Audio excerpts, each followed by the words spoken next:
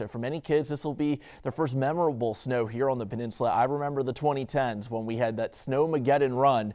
Was going to school till mid-June. And what does it mean for you to inspire that next generation and keep people into the STEM field? That is a big part of why I do what I do. Those poles have got to be at least 15 to 20 feet, and those waves are getting close to going over top of that pier. Need the sunglasses for sure, bright skies today, a jacket, some coffee, no rain gear needed. You can tuck that away. Weather's all connected, so that means on that western side where we don't have that dip in the jet stream, it's beautiful weather for the southwestern parts of the United States. And we are tracking the chance for some strong to severe storms later on this afternoon and into Saturday. This is where some really strong wind gusts could be embedded. This is more typical with what we see in the summer almost. A very strong cold front drops our temperatures down to the 50s. It's going to be so cold this weekend that salt, road salt, becomes less effective when you're down 20 to 15 degrees. You can see how cold it is with my breath going out to. Really strong area of low pressure. That's a fish storm. It's going to keep the snow out to sea. And a strong area of high pressure with the Arctic air coming in. Whenever you have high and low pressure right next to each other, it squeezes things together and it funnels that wind. So let's bring it back home here to the peninsula. Here's what I'm tracking for you by Thursday night.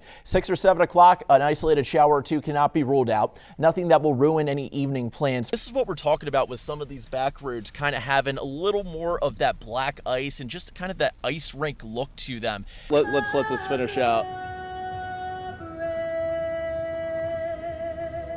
Great rendition. All right, now it's weather time. I had to pay the respect first here on Armed Forces Day at the Delaware State Fair. Yeah, thanks, Sean. That's one of the things you need to know today. We're talking everything Hurricane Erin and the latest on how it will impact you over the course of the day today and maybe even heading into the weekend. Tropical satellite, this monster storm about 200 miles off the coast of Cape Hatteras and the Outer Banks as well. So the closest it will get to the United States, but the impacts are going to be widespread, dealing with flooding issues from the Carolinas to us here on Delmarva, potentially up to Jersey as well, just because of the sheer size of this storm. It is 800 miles from this point up here, up near Canada with the top of the cloud deck, all the way down to where the furthermost clouds are from this storm. 800 miles.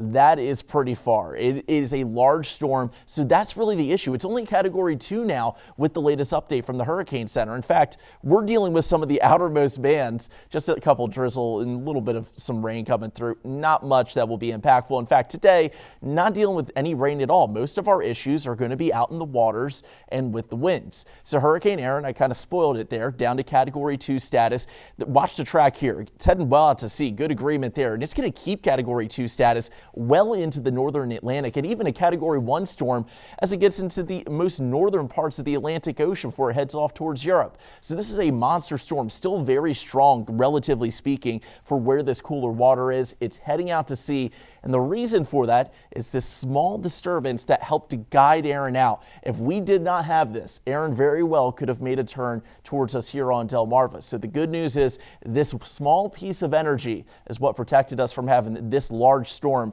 turning up the eastern seaboard. So some good news there. Now the bad news is the storm's so big and still so strong, we have a lot of issues out there. Tropical storm warnings in the waters from Delaware, Maryland, down to Virginia, even on land in Accomack County. We're dealing with high surf advisories from Lewis, Bethany Beach, Ocean City, Chincoteague as well, and gale warnings out on the Delaware Bay.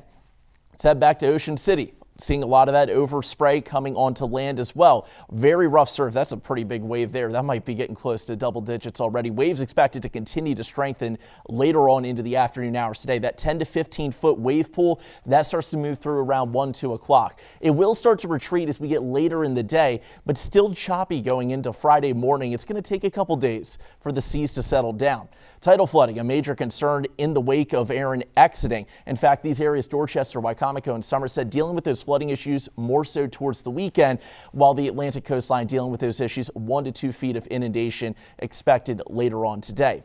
Wind gusts going to be a problem too, seeing those wind gusts sustained around 40 to 50 miles an hour, peaking up there. So around 12 to, let's say, evening hours, we're going to be dealing with wind gusts upwards of 40 miles an hour. That's where you start to see that erosion and that battering from the waves and the wind that can cause dune breaches and coastal communities to deal with flooding issues as well. Life-threatening rip currents, 10 to 15 foot waves, and windy along the coast. So John, in terms of rain, this is all that we're really getting for today. Just clouds from Erin all day long, but in the wake of the storm, It's going to be bright and sunny on Friday and Saturday, but the issues are not done. Flooding concerns and dangerous surf conditions will last into Saturday. We're getting a different round of storms on Sunday and Monday. No tropical weather expected into next week.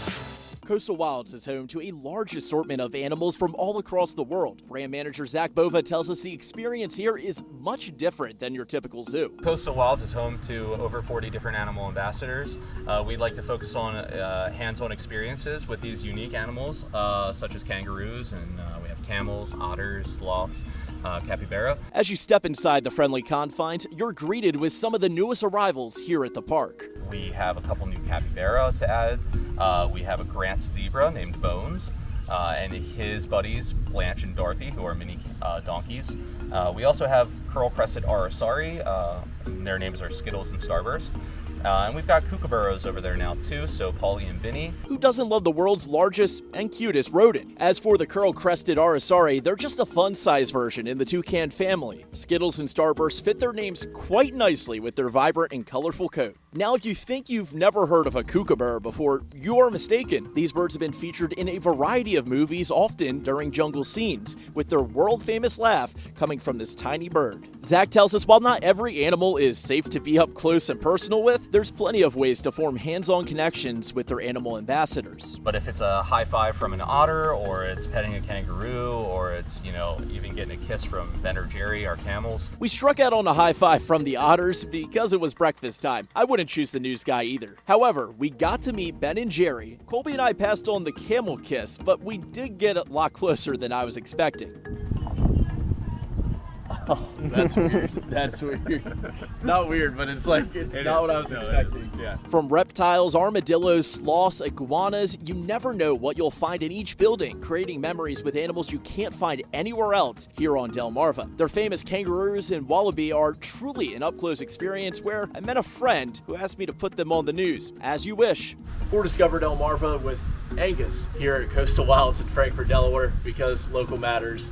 I'm Jake Grant, WMDT.